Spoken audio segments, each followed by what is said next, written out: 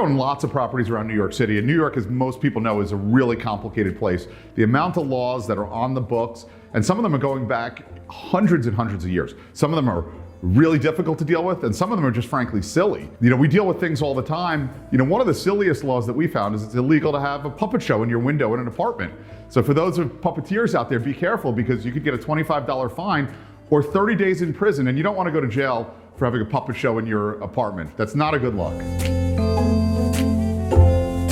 So one of the craziest laws that I think everybody's dealt with is you can't have more than 3 unrelated adults sharing an apartment. This is something, if you go to almost any building in Bushwick or Williamsburg or Lower East Side and Murray Hill, it's happening all the time, people coming out of college. This has been on the books for I don't know how long, and almost everybody is doing it and skirting this issue. It's something that should be taken off the books, and frankly, I don't know why it's not. So in New York City, there are a lot of crazy zoning laws. For example, you cannot open a gym in any zoning district without a special permit. There's nowhere in New York City that you can open up an Equinox or another top quality gym without a special permit. But there are a lot of crazy things that you could do in certain zoning districts without special permits. For example, rabbits. There are 2 zoning designations, one for killing rabbits and a second one for a slaughterhouse. So you can open a rabbit without any special permit in a district, but a gym, you have to go through a lengthy BSA process. Talk about crazy.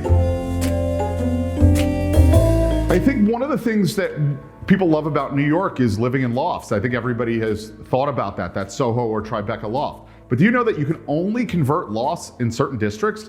Doesn't make any sense. There are certain residential districts that you can convert to a loft and certain that you can't. And it's so arbitrary. It doesn't make any sense. When people think about New York, they think of that loft, whether it's in Bushwick or Williamsburg. How come you can do it in one neighborhood and not another? Makes no sense.